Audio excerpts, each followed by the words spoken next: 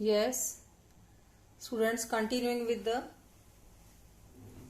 second part of rural development. In the last video we have discussed about different institutional sources and non institutional sources जो credit provide करती हैं rural sector में, especially in agriculture or to farmers. सो उस system में जितने भी institutions हमने पढ़ी हैं like cooperative societies, commercial banks, RRBs, LDBs, state bank, तो ये जितनी भी बैंकिंग इंस्टीट्यूशंस हैं उन्होंने बहुत एफर्ट किए undoubtedly to provide rural credit, लेकिन फिर भी उस सिस्टम में कुछ डेफिशिएंसीज रह गई। फार्मर्स को बहुत सारी प्रॉब्लम्स को फेस करना पड़ा। तो वो कौन सी प्रॉब्लम्स रही रूरल बैंकिंग सिस्टम के अंदर, तो उसका क्रिटिकल इवैल्यूएशन हम कर रहे हैं आज। तो उसमें जो डेफिशिएंसीज हैं मेन वो क्या रही। फर्स्ट डेफिशिएंसी क्या है कि बैंक में क्रेडिट लेने के लिए फार्मर्स को कोई ना कोई सिक्योरिटी या प्रॉपर्टी के पेपर्स सबमिट करवाने पड़ते थे, लेकिन लोन की जरूरत किसको होती थी? स्मॉल एंड मार्जिनल फार्मर्स को।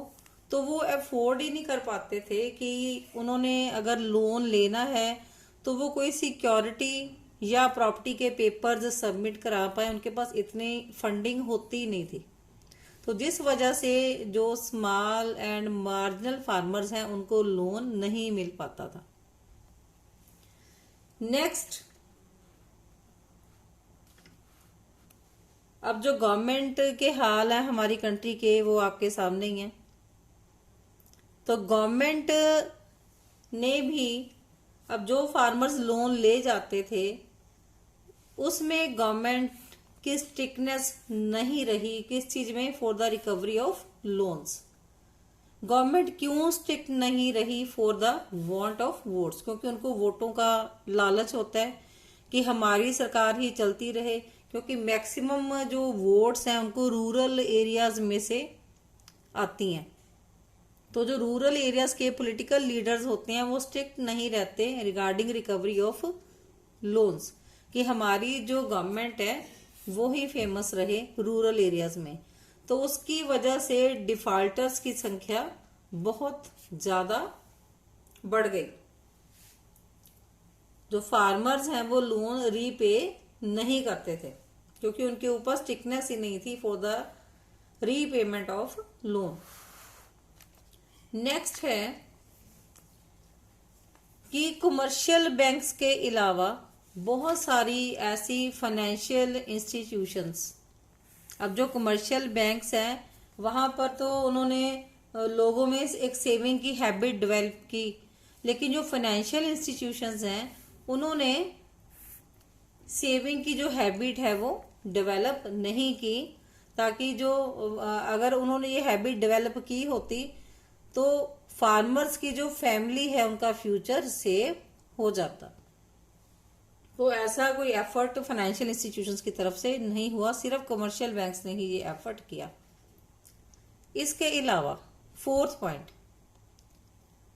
कि रूरल क्रेडिट की मींस गांवों में जितनी डिमांड होती थी लोन लेने की उतनी सप्लाई नहीं होती थी। Supply is lower than it's demand of the rural credit.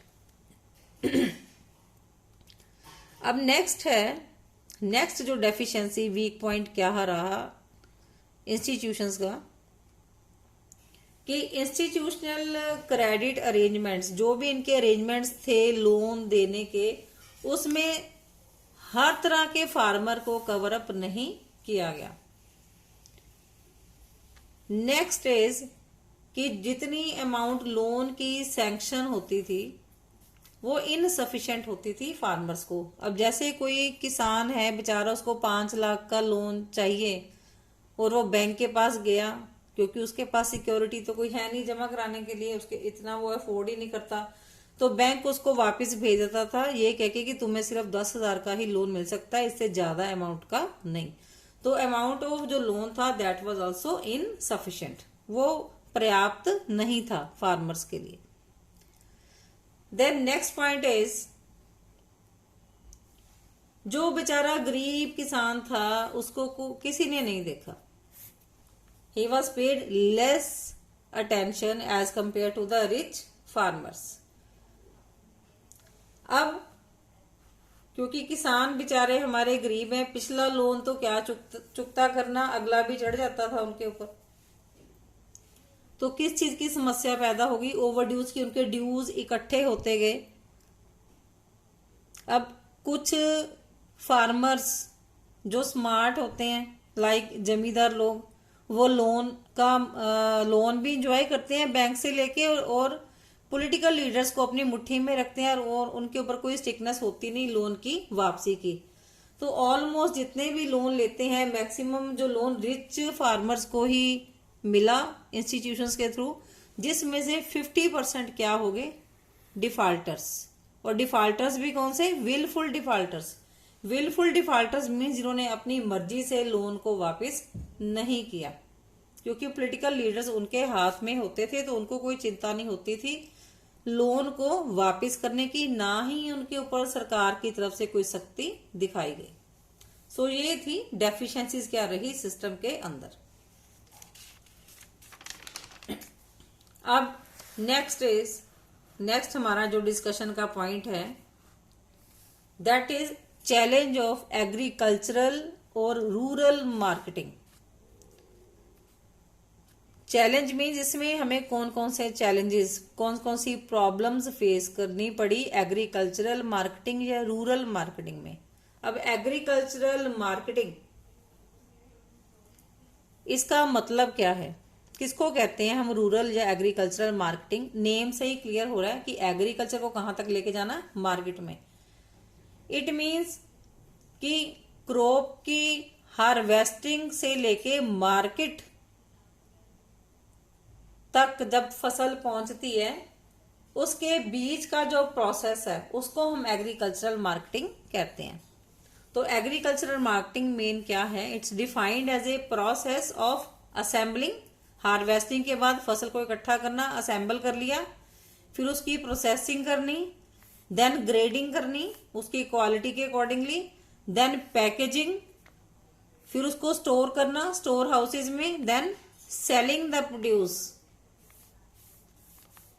When the price is lucrative. Lucrative means जब उनको अच्छा प्राइस मिल रहा है, प्रॉफिटेबल प्राइस मिल रहा है, उसको मार्केट में जाके सेल करना। तो इस होल प्रोसेस को हम क्या कहते हैं? रूरल मार्केटिंग या एग्रीकल्चरल मार्केटिंग। अब इसमें भी जो एग्रीकल्चरल मार्केटिंग है, इसमें भी बहुत सारी प्रॉब्लम्स फेस करनी पड़ी, बहुत सारे चैलेंजेस फेस करने पड़े फार्मर्स को। अब वो जो चैलेंजेस हैं वो क्या रहे? इसमें फर्स्ट है manipulation by the big traders. अब जो किसान बेचारा अनपढ़, पढ़ा लिखा तो है नहीं, उसने किसके हाथों मार खाई? बिग ट्रेडर्स कि जो बड़े बड़े व्यापारी थे, वो किसानों से जब क्रॉप्स बाय करते थे तो ट्रेडर्स उनको धोखा देते थे। किस तरह से? जैसे सपोज किसी फार्मर ने वीट जो है वो ज्यादा उसको सेल किया है, सपोज आप कर लो कि 30 kg वीट उसने सेल किया है बेचारे फार्मर ने, लेकिन ट्रेडर ने उसका जो अंगूठा किसके ऊपर लगा लिया? 20 के ऊपर। तो 10 kg का नुकसान तो उसको यहीं पे हो गया। तो इस तरह की धोखाधड़ी किसने करी? बिग ट्रेडर्स ने, जिसमें जो किसान है वो बुरी तरह से एक्सप्लॉइट हुए, उनका शोषण हुआ। किसके हाथों? बिग ट्रेडर्स के हाथों। देन उसके बाद जो फार्मर्स थे वो बेचारे मजबूर हो जाते थे to sell their produce at the low price, क्योंकि उनको प्रॉपर इंफॉर्मेशन ही नहीं होती थी मार्केट के बारे में। तो इस तरह की सेल को हम कहते हैं डिस्ट्रेस सेल। जब फार्मर स्ट्रेस के अंडर आके सेल करता है at low prices, it is said to be distress sale. कि जब फार्मर मजबूर हो जाता है to sell the produce at the low price. Then उसके बाद अब फार्मर्स के पास स्टोरेज फैसिलिटी भी नहीं है कि जिसमें वो अपना सरप्लस प्रोड्यूस जो है वो रख ले और आने वाले टाइम में उसको महंगे दामों में बेच दे, हाई प्राइसेस पे वो बेच दे। तो इसके पास स्टोर हाउसेस अवेलेबल नहीं थे। तो इन सारे कारणों की वजह से गवर्नमेंट को इंटरफियर करना पड़ा कि प्राइवेट जो ट्रेडर्स हैं उनकी एक्टिविटीज के ऊपर चेक रखा जाए किसी तरीके। तो उसके लिए गवर्नमेंट ने कुछ स्टेप्स लिए। सो नेक्स्ट हम स्टडी कर रहे हैं बेटा स्टेप्स गवर्नमेंट ने कौन कौन से लिए। So these are the measures initiated by the government to improve marketing system. Marketing system को इम्प्रूव करने के लिए गवर्नमेंट ने कौन कौन से एफर्ट किए। First is regulated markets. अब जो फार्मर्स ने प्रॉब्लम्स फेस की उस चीज से फार्मर्स को प्रोटेक्शन देने के लिए रेगुलेटेड मार्केट्स गवर्नमेंट ने प्लेस की, ताकि जो फार्मर्स हैं उनको बड़े ट्रेडर्स और ब्रोकर्स जो से हाई कमीशन चार्ज करते थे वो उनको एक्सप्लॉइट न कर सके, वो उनको धोखा न दे सके। देन जितना भी सेल और परचेज होता था एग्रीकल्चरल प्रोड्यूस का, उसके ऊपर एक मार्केट कमेटी बनाई गई जो उसके ऊपर चेक रखती थी एक्टिविटीज के ऊपर। सेल एंड परचेज फार्मर ने कितना किया है ट्रेडर्स को। देन उसके बाद अब मार्केट जो कमेटी थी वो क्या इंश्योर करती थी, किस चीज का विश्वासन दिलाती थी फार्मर्स को कि फार्मर्स को एक अच्छा प्राइस मिलेगा उनके प्रोड्यूस के लिए। Farmers will get suitable price for their produce.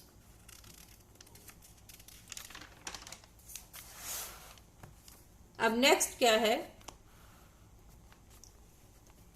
अब मार्केट सिस्टम, क्योंकि रेगुलेटेड मार्केट्स गवर्नमेंट ने इनिशिएट लिया इसके लिए, तो उसमें पूरी ट्रांसपेरेंसी रखेगी। ट्रांसपेरेंसी मीन्स कोई धोखा नहीं किसी भी बात का। अब इसमें क्या किया गया कि एक स्ट्रिक्ट चेक रखा गया कि फार्मर्स को पूरा नाप तोल के हिसाब से उनको उनका प्राइस दिया जाता था। ऐसी मार्केट्स के अंदर कोई उनसे ये नहीं करता था कि ज्यादा वीट ले ले और कम लिखवा ले, और इस तरह की कोई धोखाधड़ी नहीं। बिल्कुल पूरी ट्रांसपेरेंसी के साथ, बिना धोखे के साथ इन मार्केट्स में फार्मर्स को फैसिलिटी दी गई और इस चीज के ऊपर चेक रखा गया कि जितना वो वेट की चीज वो सेल कर रहे हैं उनको प्रॉपर उतना प्राइस मिल रहा है या नहीं मिल रहा।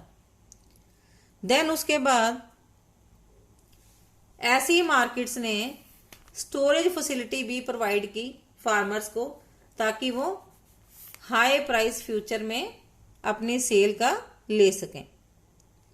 देन उसके बाद मार्केट कमेटी,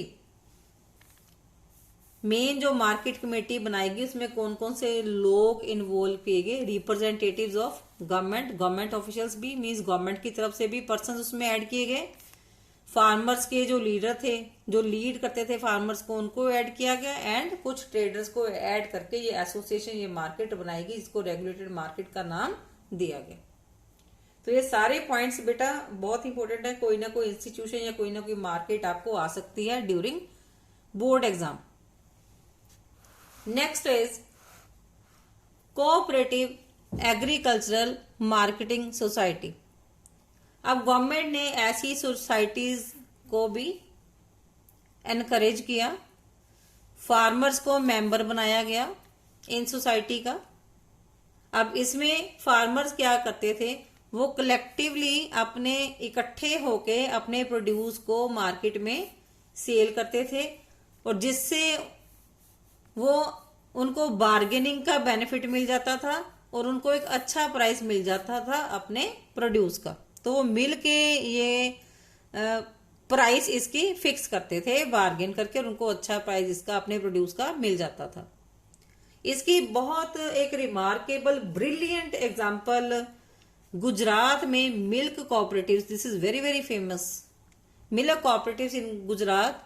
ये अमूल की मिल्क कोऑपरेटिव सोसाइटी गुजरात में एक बहुत बड़ी एग्जांपल है। ये क्वेश्चन कई बार 1 मार्क में आ जाता है पेपर में, तो this is very very important example. ये रूरल इंडिया की एक बहुत ही फेमस एग्जांपल है। तो इस तरह की कोऑपरेटिव सोसाइटीज ने बहुत इंपॉर्टेंट रोल प्ले किया, और इन्होंने किसको जन्म दिया? ग्रीन रेवोल्यूशन तो सबने सुन रखी है। तो ऐसी, क्योंकि मिल्क कॉर्पोरेशन थी, मिल्क कोऑपरेटिव सोसाइटीज, तो किसको जन्म दिया? Very famous white revolution. तो मिल्क होता है ना व्हाइट कलर का, तो उसके नाम से ही व्हाइट रेवोल्यूशन कंट्री में आई। सो जिससे लोगों को एम्प्लॉयमेंट भी मिली, प्रोड्यूस का अच्छा प्राइस मिलने के साथ साथ तो सोशियो इकोनॉमिक डेवलपमेंट भी हुई इससे गुजरात के अंदर। So this was the story of cooperative agricultural marketing society. So white revolution के ऊपर भी क्वेश्चन 1 मार्क का आपको आ सकता है।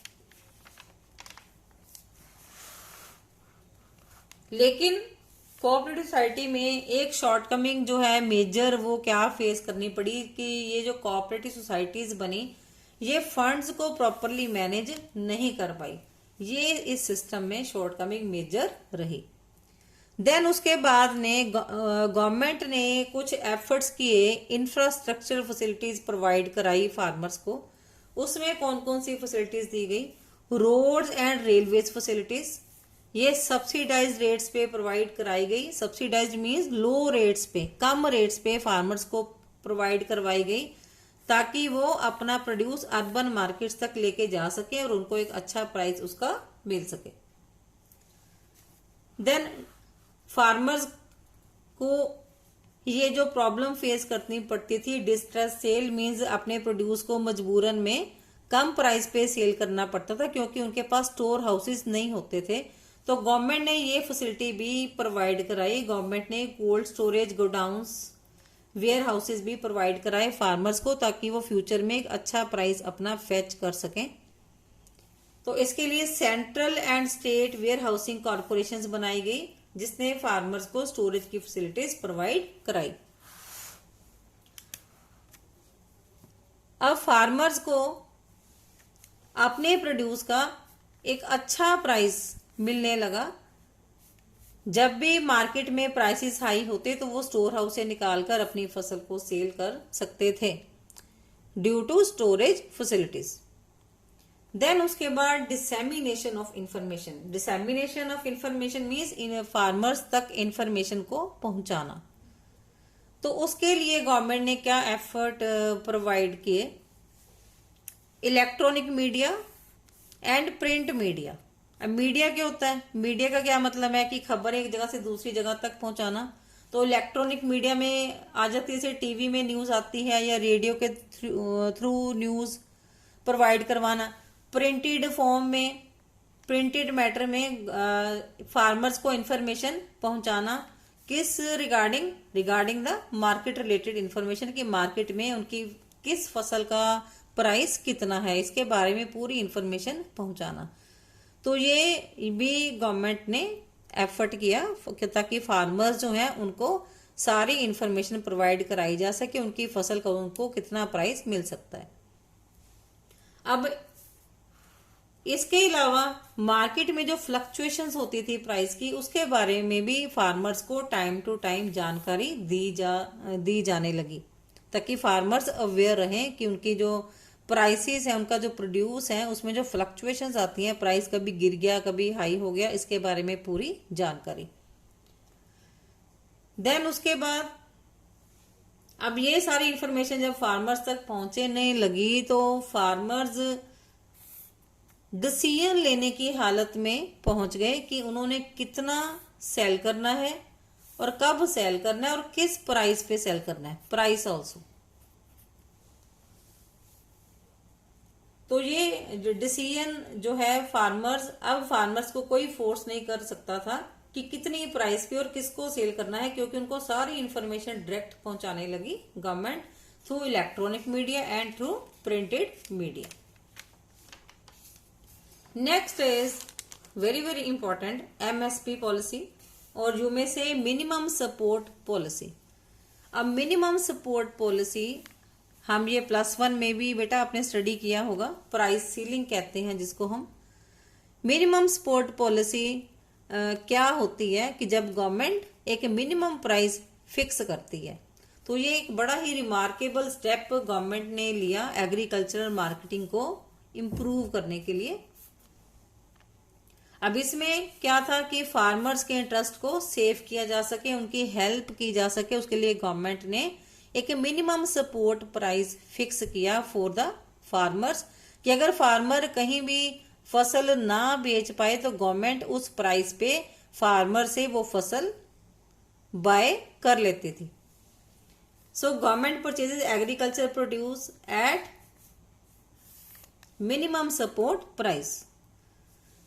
अब इसमें गवर्नमेंट ने टोटल 24 एग्रीकल्चरल प्रोडक्ट्स की प्राइस फिक्स की। उसमें सारे तो आपको लर्न करने की जरूरत नहीं है, कुछ मेजर मैंने इसमें एग्जांपल्स नोट डाउन किए हैं, like wheat, rice, maize, cotton, pulses, sugarcane etcetera. तो ये भी 1 मार्क में क्वेश्चन आप एग्जामिनर पूछ सकता है कि एग्रीकल्चरल प्रोडक्ट्स कितने, गवर्नमेंट ने कितने प्रोडक्ट्स की प्राइस फिक्स की, मिनिमम सपोर्ट प्राइस। अब जो फार्मर्स पूरे आजाद थे कि उन्होंने गवर्नमेंट को सेल करना है मिनिमम सपोर्ट प्राइस पे, या उन्होंने मार्केट में जाके सपोर्ट प्राइस से ऊपर सेल करना है, they were totally free to sell. ठीक है, अगर उनको हायर प्राइस मिलता है तो उसके लिए वो ओपन मार्केट में तो हायर प्राइस पे भी सेल कर सकते हैं अपनी फार्म प्रोड्यूस को। देन उसके बाद food corporation of India, FCI जिसको हम कहते हैं, FCI क्या बाय करती है फार्मर से, वीट एंड राइस, किस पर्पस के लिए, to maintain the buffer stock. ये भी हम +1 में स्टडी कर चुके हैं। तो बफर स्टॉक क्या है, बफर स्टॉक जो है in the years of surplus, जब फूड FCI है वो फार्मर से बाय कर लेती है in the year of surplus at minimum support price, और उसको रिलीज कब किया जाता है मार्केट में, व्हेन देयर इज शॉर्टेज। तो इस तरह के स्टॉक जब गवर्नमेंट मेंटेन करती है उसको हम कहते हैं बफर स्टॉक।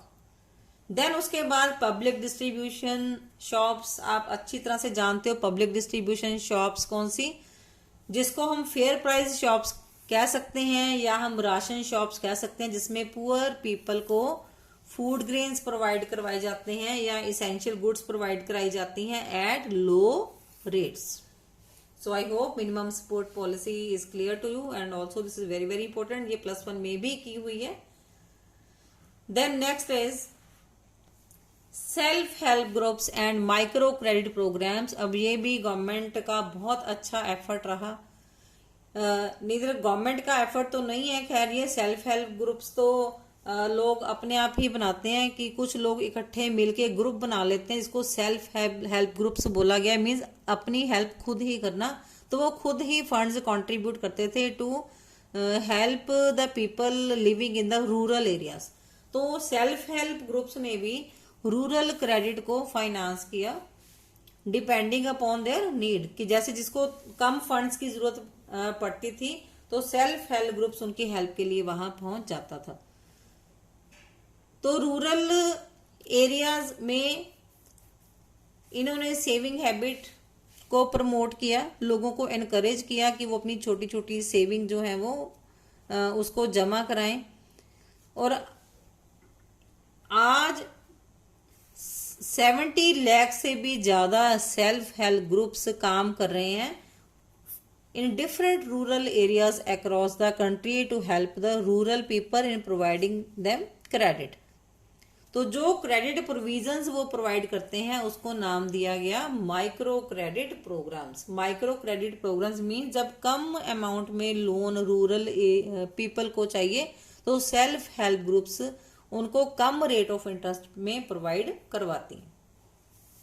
अब ये होंगी different efforts, different measures adopted by the government. अब नेक्स्ट है बेटा ऑल्टरनेटिव मार्केटिंग चैनल्स। अब इसके अलावा फार्मर्स को और कहाँ से हेल्प मिली? डिफरेंट मार्केटिंग चैनल्स, ये आप अच्छी तरह से जानते हो, मार्केटिंग चैनल जो आजकल चल रहे हैं, इन्होंने फार्मर्स में एक उम्मीद पैदा कर दी।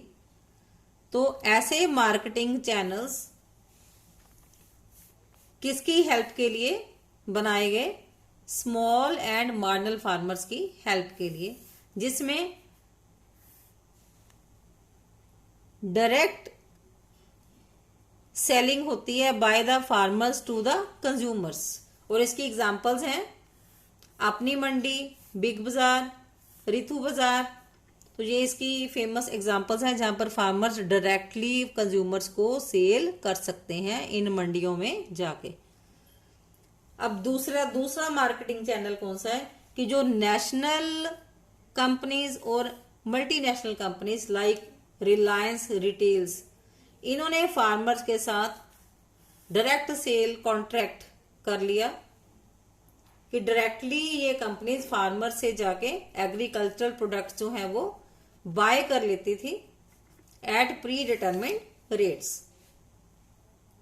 तो ये कंपनीज जो हैं मल्टीनेशनल कंपनीज, ये एडवांस पेमेंट करती हैं फार्मर्स को और फार्मर्स उनको अपना प्रोड्यूस है वो दे देते हैं एट प्री डिटरमाइंड रेट्स की, मीन्स पहले से जो रेट फिक्स है उसके ऊपर।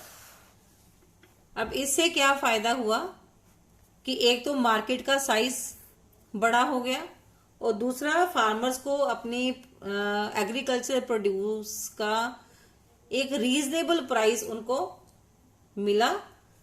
और उनको मार्केट में जो प्राइसेस में फ्लक्चुएशंस आती थी, जिससे जो उनका प्राइस था वो रिस्क पे रहता था, तो इस रिस्क, ये वाला जो रिस्क था फार्मर्स का, स्मॉल एंड मार्जिनल फार्मर्स का, ये रिड्यूस हो गया क्योंकि उनकी फसल पहले से ही एमएनसीज और नेशनल कंपनी जो है खरीद लेती थी डायरेक्टली। तो उनको मार्केट की फ्लक्चुएशंस जो प्राइसेस में आती थी क्रॉप प्रोड्यूस में, उसको फेस नहीं करना पड़ा। Then next is agricultural diversification and market risk. Agricultural diversification means variety provide कराना, कि सिर्फ क्रॉप पे ही एग्रीकल्चर प्रोड्यूस पे डिपेंड ना होके डिफरेंट ऑक्यूपेशंस क्रिएट करना एंड मार्केट रिस्क को कवर करना। अब एग्रीकल्चरल डाइवर्सिफिकेशन है क्या? It refers to reallocation of farms productive resources into new activities. नए चैनल्स क्रिएट करना और मार्केट रिस्क को रिड्यूस करना, कि सिर्फ एग्रीकल्चर पे ही डिपेंड ना होके नई एक्टिविटीज रूरल एरिया में क्रिएट करना। कि अगर एक एग्रीकल्चर डाइवर्सिफिकेशन, और हम किसको कहते हैं कि एक क्रॉप एक टाइम पे हमें कम रेवेन्यू मार्केट से कमा के देती है और सेम टाइम पे दूसरी क्रॉप हमें ज्यादा इनकम अर्न करके दे सकती है। तो एक क्रॉप पे ही जो फार्मर है उसकी डिपेंडेंसी खत्म कर दी, ताकि वो वैरायटी ऑफ क्रॉप्स प्रोड्यूस करे अपने फील्ड्स में, ताकि उसका जो बैलेंस है वो बन जाए कि एक क्रॉप अगर उसको कम रेवेन्यू अर्न करके दे रही है, दूसरी सेम टाइम पे ही ज्यादा रेवेन्यू अर्न करके देगी, तो उसका बैलेंस बना रहेगा, मार्केट रिस्क से भी वो निकल जाएगा। अब डाइवर्सिफिकेशन ने और क्या प्रोवाइड किया? Stabilisation of farm income. अब नेचुरली वो वैरायटी ऑफ क्रॉप्स अगर प्रोड्यूस करेगा तो उसकी जो फार्म की इनकम है उसमें स्टेबिलिटी नेचुरली आएगी और मार्केट का जो रिस्क है वो भी कम हो जाएगा। अब इसके अगेन 2 पॉइंट्स हैं, diversification of crop production and diversification of production activity. Diversification means, I am again saying diversification means variety. I am writing here variety किसकी? क्रॉप प्रोडक्शन की। A production of diverse variety of crops rather than one specialised crop, की एक crop को ध्यान देने की बजाय different variety of crops को प्रोड्यूस करना।